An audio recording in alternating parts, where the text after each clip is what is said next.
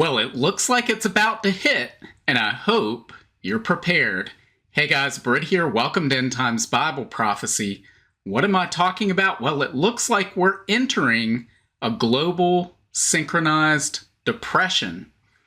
And we've talked about this before in the past. We've talked about China and Germany, the second and third largest economies in the world, the problems they're facing, as well as other nations. On February 11th, I put out a video that it happens next in the US, meaning this deflationary spiral. And guys, the data right now is appearing to tell us that it's happening, that we are in it now. And if that data is correct, then the next 18 months to 2 years is going to be a very bumpy ride. Let's hope that we're not here for it, because it's going to be such a bumpy ride. In fact, the rapture of the church would make this markedly worse. But if the rapture doesn't occur, it's still going to be quite an ordeal. So what are we talking about? Let's start here. So this is a chart from the Federal Reserve Bank of St. Louis. So this is official government data or quasi-government data, since the Federal Reserve isn't really federal. But this is the federal funds effective rate. So I want to give a little bit of background, because there's a lot of new people to the channel that haven't been following this. We've been talking about a lot of these things off and on for 2.5 years now. And so when we hear in the news that, well, the Fed is raising rates, this is what they're talking about. This is the federal funds effective rate. And as you can see, back in the early 80s, it was much higher. It was 18% in May of 1981. So right now, it peaked at 5.33% late last summer. Now it's at 4.33%. But that's off of almost zero from a couple of years ago. And when they were hiking rates in 2022, 2023, we often looked at this chart, which is the same chart of the Fed funds effective rate, but what it shows is the year-over-year percentage change. And throughout this process, the media would tell us, oh, the economy is coming in for a soft landing, right? So the Fed's engineering a soft landing. And we pointed out, no, they're flying the economy into the side of this mountain right here, because this is unprecedented. These hikes that we saw, the percentage rate change. The previous record, you had to go back to the 1950s, where you had a 360% change year over year.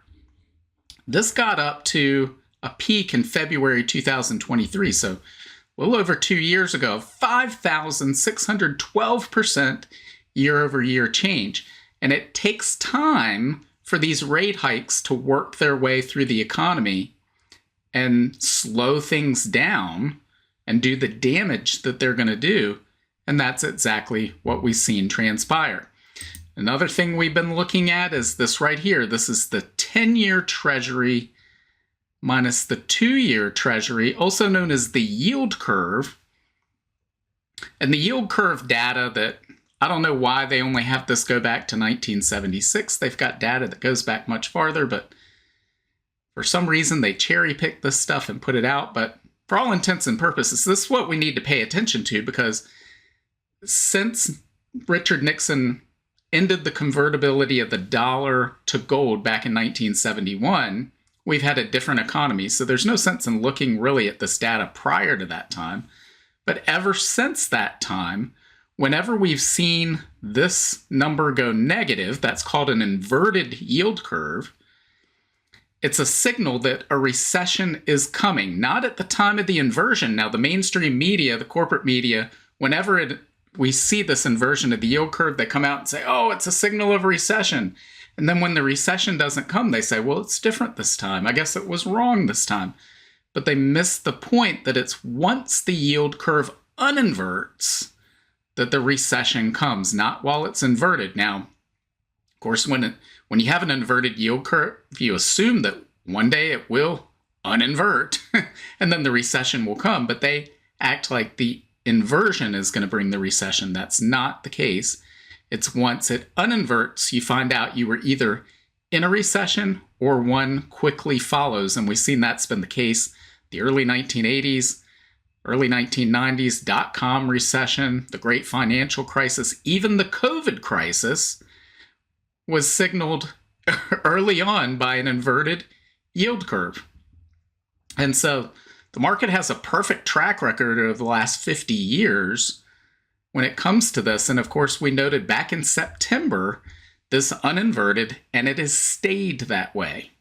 And prior to that happening, we said once that uninverts and it stays that way for a few weeks, it doesn't become uninverted again. If it stays that way, then we should expect that historically a recession comes. This time it will be a depression because of all of the years of terrible policies being built up, the misallocation of resources that has taken place by governments and central banks all around the world, particularly in regard to the response to the great financial crisis and the response to the pandemic, and printing all the currency they printed, increasing massively the amount of debt around the world.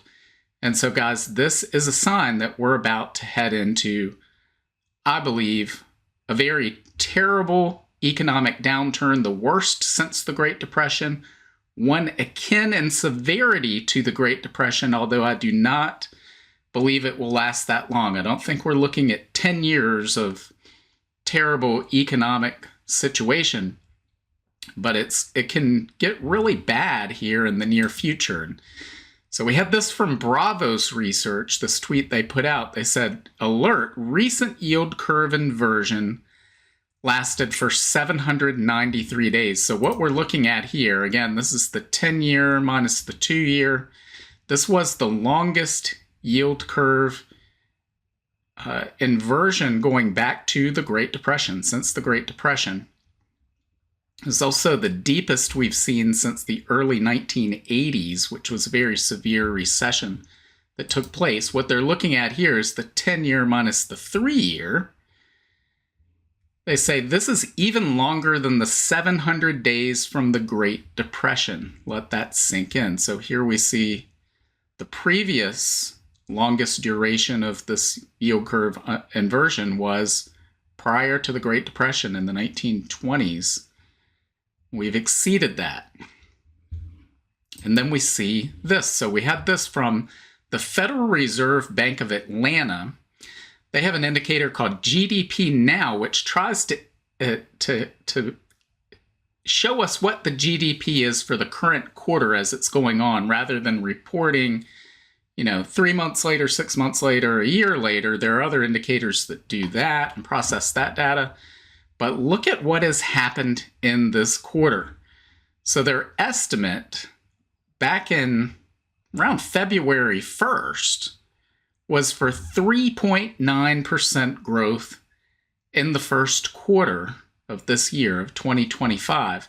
Their current estimate, just 5 weeks later, is minus 2.4%. So guys, this would be the biggest drop since we saw the pandemic lockdowns, if this holds. If we see negative growth GDP of 2.4% for the quarter. And this shows, I think, just how the bottom is dropping out of the U.S. economy right now. And there's a whole host of factors, a whole number of reasons why that is. We've done multiple videos talking about all of the problems in the U.S. economy. We'll talk about a few of them here today, but there's no way we could go over all of these in one video. So maybe I'll try to put a playlist together of past videos so that you can get a glimpse of what we're talking about, how big all of this is. But this, again, is the result of decades of terrible policies and government mismanagement, central bank mismanagement, and misallocation of resources. And we're getting to the point now where it appears, well, the bill is about to become due. And guys, if we see a huge drop-off like this, we could see financial markets across the world unravel very quickly, very severely. They could lose total control of the situation. So what are some of the things going on right now? Well, one of the things that we're dealing with right now, this is from CNN, says China and Canada immediately retaliate against Trump's tariffs. Mexico is next. And this is from Tuesday. This is a volatile situation where it's back and forth. The tariffs are on, the tariffs are off. We don't know, but this has a danger of spiraling out of control. So let's read what this says real quickly. It says, President Trump's blanket 25% tariffs on Mexico and Canada took effect on Tuesday, an extraordinary action aimed at bringing America's top trading partners to heel. But it threatens to weaken the North American economy, including that of the United States, at a time of significant stress for inflation-weary consumers. Trump also doubled the tariff on all Chinese imports to 20% from 10%. Those duties sit atop existing tariffs on hundreds of billions of dollars of Chinese goods. China and Canada immediately retaliated with tariffs on American goods, threatening to ignite a damaging trade war. Mexico said it would announce retaliatory measures on Sunday. And again, this is a fluid, ever-changing situation.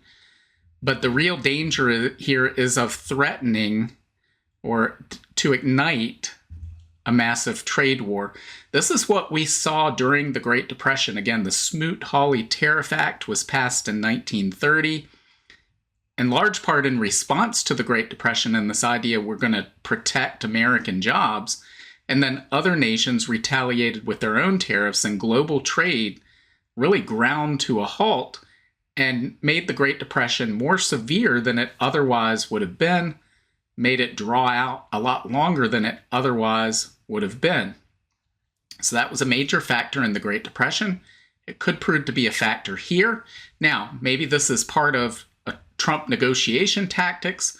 We'll have to see how this plays out, how much of this is actually implemented.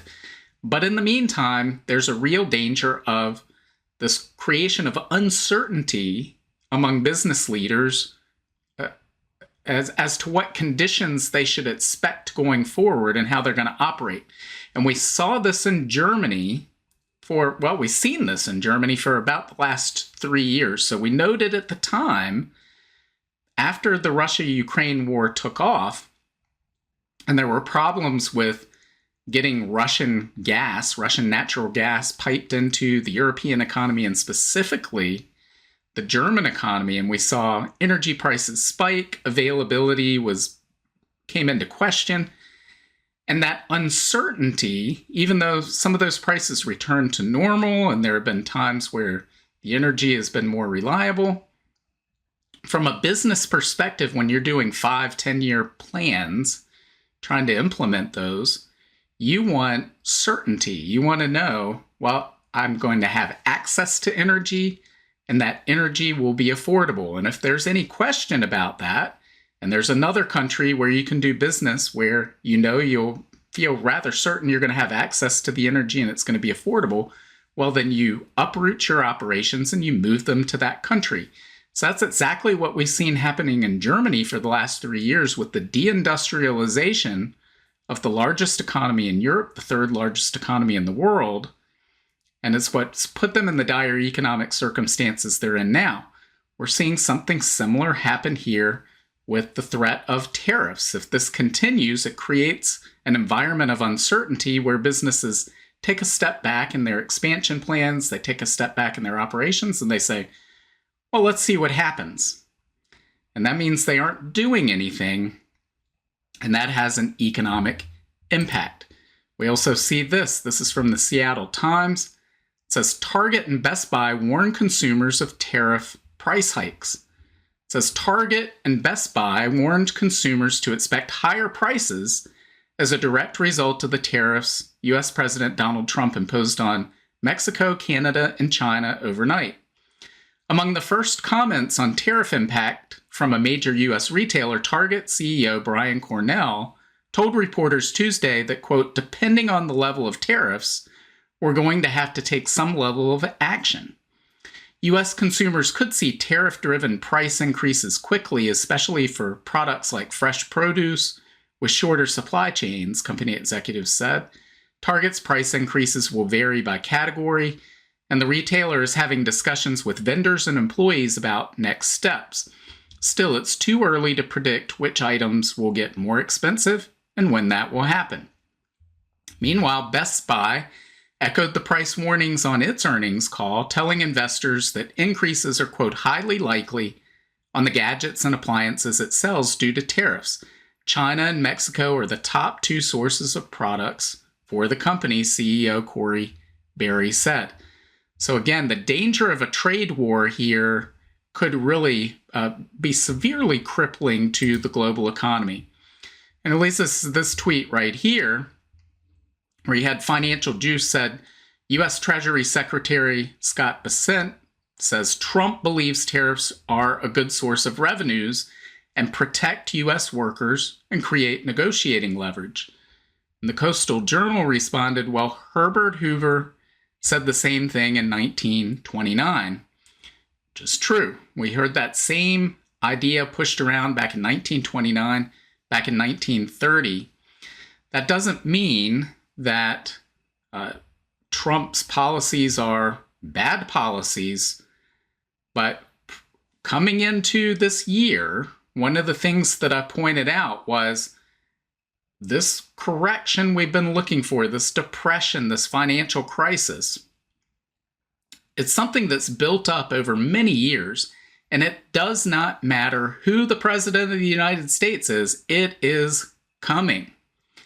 And so the real danger for the Trump administration is, well, when you're the quarterback and your team loses, you get the blame. When they win, you get the credit, whether you deserve it or not. Decades of bad policies have led us to this moment, and we may see all of it fall apart right now, just as happened to Herbert Hoover. You know, not all of Herbert Hoover's policies were bad, but really the policies he had in response to the Great Depression were really no different than those of FDR.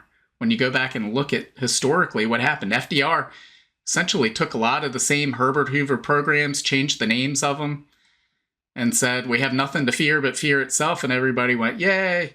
But they had the same response, but Herbert Hoover went down in history as, well, he bungled the whole thing when it would not have mattered who the president was. That was a credit bubble that popped, and then a series of events such as trade wars that took off and made it worse. We're looking at the same type of situation today. So guys, it doesn't matter who the president of the United States is or any other world leader. These problems have built up over time, and we're going to see everything fall apart in due time. So we also see this right here. This is from Challenger Gray and Christmas. It says, job cuts surge as Doge actions, retail woes, highest monthly total since July 2020. It says U.S.-based employers announced 172,017 job cuts in February, the highest total for the month since 2009. So the highest February cuts since 2009, which, if you recall, was the depths of the great financial crisis. And it says that in February 2009, when 186,350 job cuts were recorded.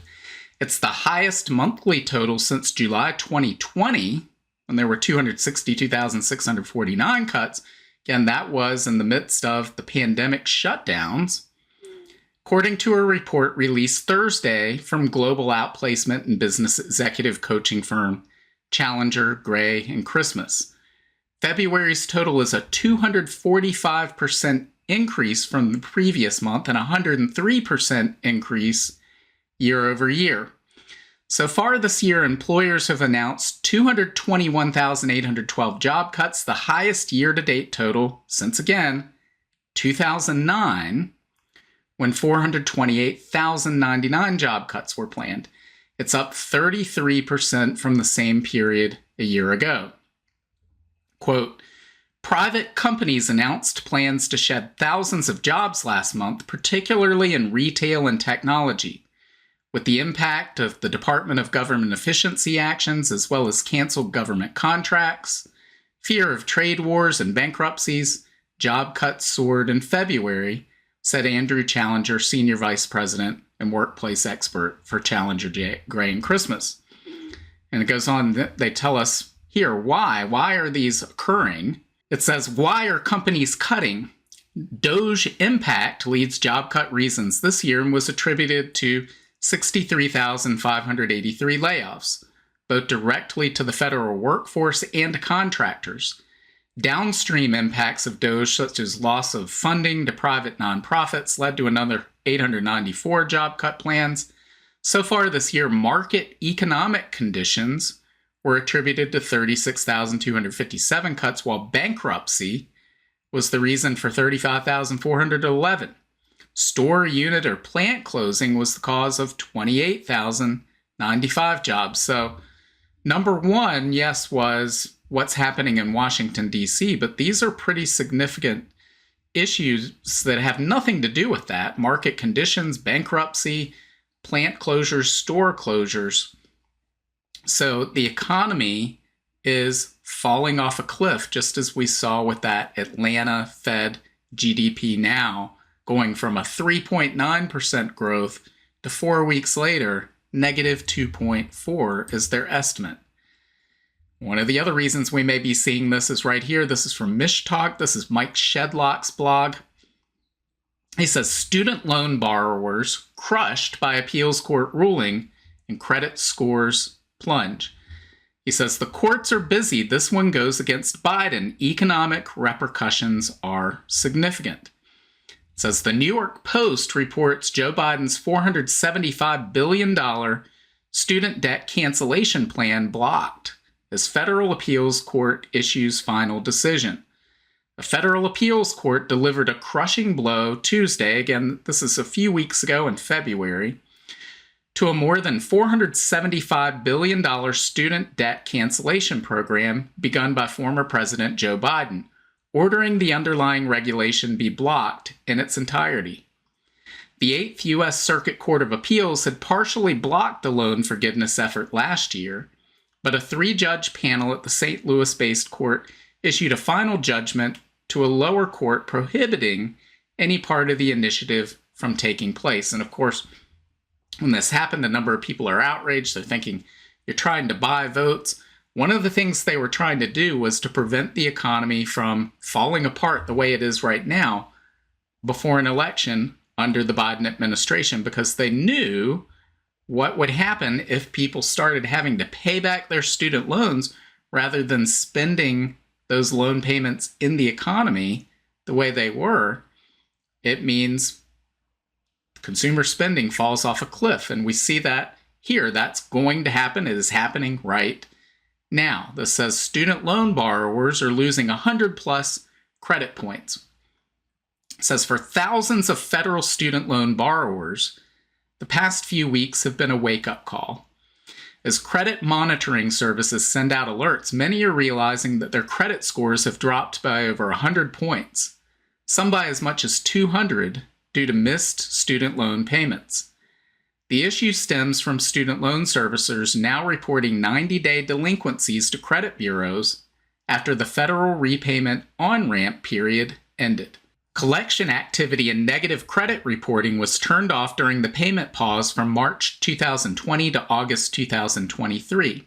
After that, borrowers had a grace period protecting them from negative credit reporting between September 2023 and September 2024, which has now expired. So for over, 4.5 years, people didn't have to pay back their student loans, and now they have to. So the impact of that on the economy, when you spend 4.5 years and you get used to having extra $300 to $500 a month or whatever it may be of disposable income, and then all of a sudden that goes away, that has a huge impact on the economy. It says if we rewind the clock on student loan payments, it's important to remember that payments were automatically paused for most borrowers starting in March 2020. After multiple extensions, that pause officially ended in August 2023. During the pause, negative credit reporting and collection activity were also paused. To help ease borrowers back into repayment, the government created a one-year on-ramp period from September 2023 to September 2024. During this time, missed payments wouldn't be reported as late, preventing credit damage. But as of October 2024, missing payments once again counted toward delinquency. By February, borrowers who hadn't made payments since then began seeing the impact, 90-day late marks appearing on their credit reports. And then Mike Shedlock says, money that was spent on vacations, movies, rent, food, or whatever will now be forced toward payments on debt. And due to credit dings, it will be harder to get auto loan or mortgage loan debt. So that has an impact, major impact on the economy and how many cars are sold, how many homes are sold. He says, on February 14th, I noted retail sales crashed. Did the consumer finally throw in the towel? The Census Department shows huge across-the-board declines in multiple categories, down 0.9% overall. At the margin, all this is quite recessionary. And no doubt it is. So this is another burden on the consumer that's harming the economy right now, along with this right here. This tweet from Josh Philip Fair says, many have been living off of credit cards. Any hiccup in the economy and stimulus will be needed immediately. And this says credit card debt hits a record $1.21 trillion. So you look at this, that's what, 35% higher than it was prior to the pandemic. So we're just seeing a massive increase in the debt burden being carried by the average person. That has a huge overhang on the economy. Another sign we're seeing of the economy, well, we had this headline from Wednesday. Brent crude crashes to 2021 lows after surprise U.S. inventory build. And guys, these are the types of headlines you would expect to see in a slowing economy, because the energy usage directly correlates with economic growth. And so the more energy you use, the more economic expansion you would expect. If you have economic contraction, you would expect to see less oil used. You'd expect to see less electricity used, less energy overall being used. And that's what this headline is telling us right here, a surprise inventory build.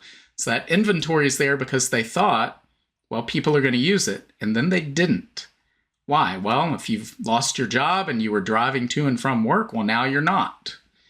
If people are ordering fewer things and there's fewer shipments moving around, well, you're using less gasoline, you're using less energy within the economy. So that tells us the economy is slowing down.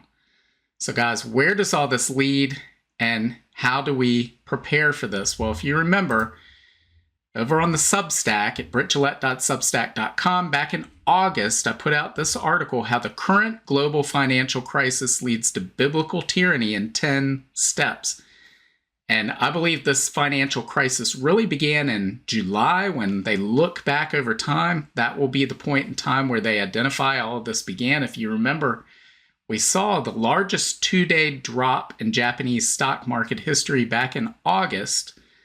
Then that disappeared from the headlines, and at the time I said, stay tuned, it'll come back. You never see these events unfold all in one day. You have a crisis, then it goes away, then you have a crisis, it goes away.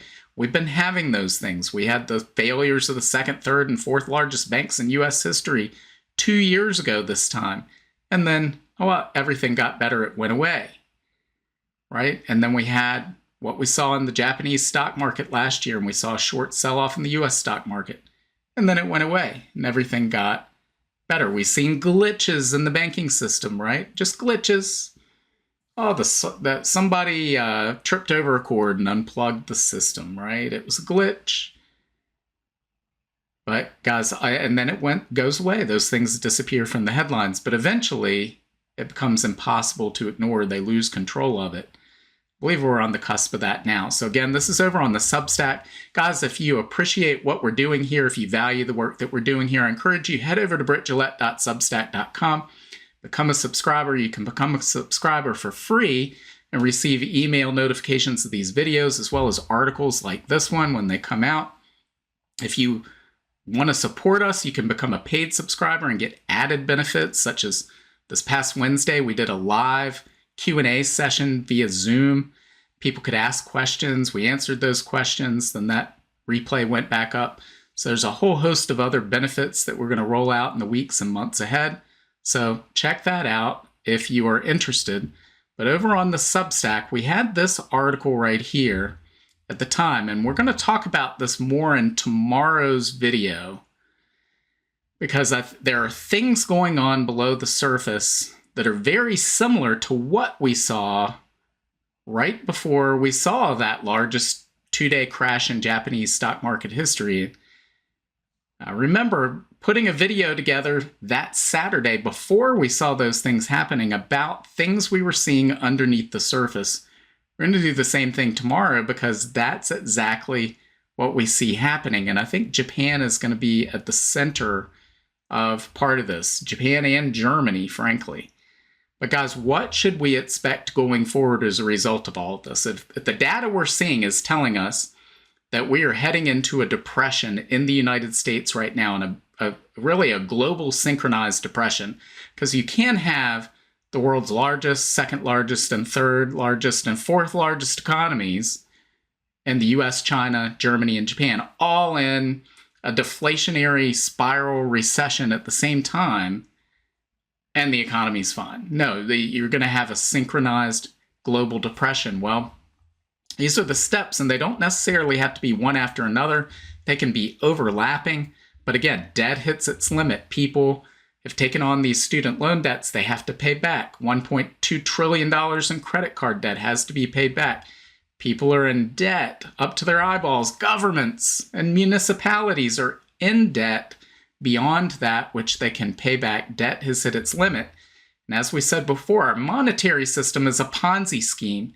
It's built on the premise that debt will continue to expand indefinitely, and it cannot mathematically continue to do that. So once it stops, it all falls apart, just like a Ponzi scheme. Once you run out of new investors, you can't continue the scam of using the new investor cash to pay off the old investors, and the whole thing falls apart. And that's what we're seeing happen right now. We're going to see limited bank runs. Again, this problem with the US banking system and the, quote, unrealized losses on their balance sheets that are unrealized until people realize they better go get their cash out of the bank. And then there's a run on the bank, and these unrealized losses become real losses. And you end up with massive bank failures, massive government central bank response that I believe is coming this year.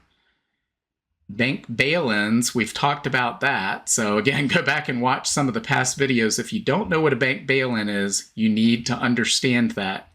But guys, we're going to see some big things blow up, massive government responses as a result of this, and you need to be prepared for all of this, especially this, a bank holiday.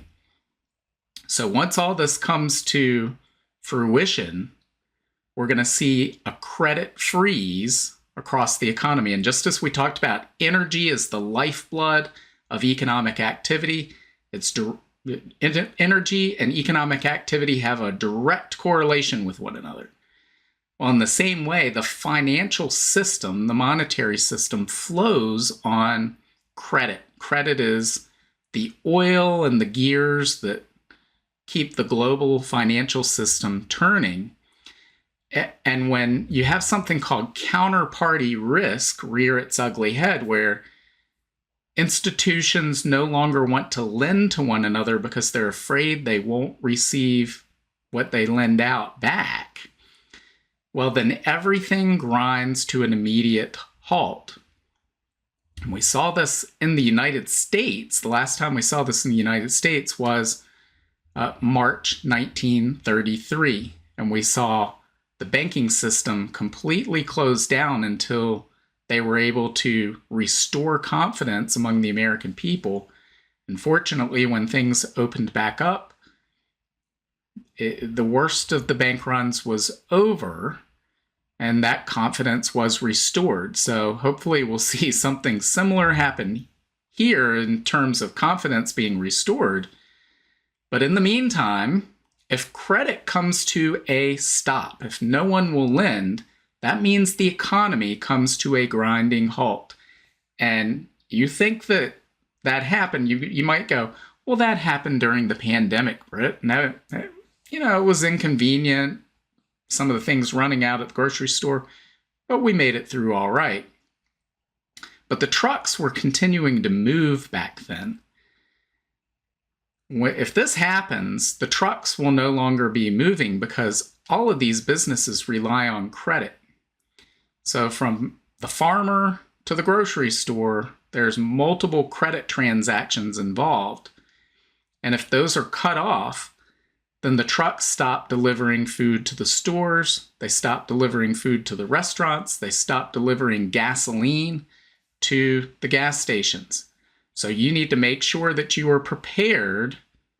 Don't ride around with little in your gas tank. It's kind of hard to store up a bunch of gasoline, but top off your tank, especially every Friday, every Sunday, because one day, on a Monday morning, we're going to find out that this bank holiday is in effect. And once everybody knows with social media, the gas stations will be cleaned out. And you need to make sure you have a deep pantry. Now, you don't have to hoard years and years worth of food, but if you're used to going to the grocery store every day and all you have in your pantry is a can of sardines, well, you're going to want to have 2, 3, 4, 5 weeks of food you would eat anyway. There's no downside to this. If it turns out that I'm wrong, all that happens is you have a little bit of extra food that you're going to eat anyway, and you just eat it anyway. And odds are, if you buy it today, you're going to spend less on it than you will 5 weeks from now or 5 months from now. And you buy that same food given the inflation we've seen. So guys, be prepared, have a deep pantry, be as resilient as you can, because I believe tough times are coming. And it looks like a very, very strong possibility that we're going to see all of this unraveling this year. If that Atlanta GDP now is correct, then yes, we will see this unraveling take place, this chaotic unraveling this year. So how does all this relate to Bible prophecy? Well, I believe once we see this take place, this chaos take place, they're going to roll out a new system after that bank holiday or sometime shortly thereafter. And it's going to include central bank digital currency. They've already been telling us they want to do this. It's going to include tokenized assets and digital IDs. Guys, these things are indistinguishable in function from the Mark of the Beast system. They are not the Mark of the Beast because the Mark of the Beast occurs during the tribulation period, and we're not in the tribulation period. There's no beast, there's no Antichrist yet. But all of this is going to put the infrastructure in place and set the stage for the arrival of the Mark of the Beast system in the tribulation, because all of this is going to be put in place ahead of time. They've already told us they're building all this, they're putting all of this into place. They just need a reason to roll it all out. And guys, I think we're there right now.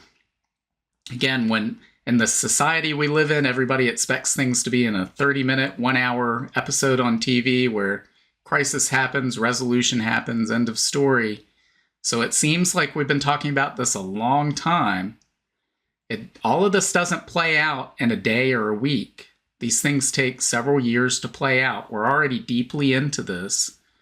And again, if it turns out that the quarter we're in right now, which ends at the end of this month, is negative 2.5% growth, I have no reason to believe we won't see that same thing in the second quarter, and we won't see this year be the year where all of this unravels and comes to a head. And so we're going to talk about more about this on tomorrow's video of what's happening underneath the surface and exactly why.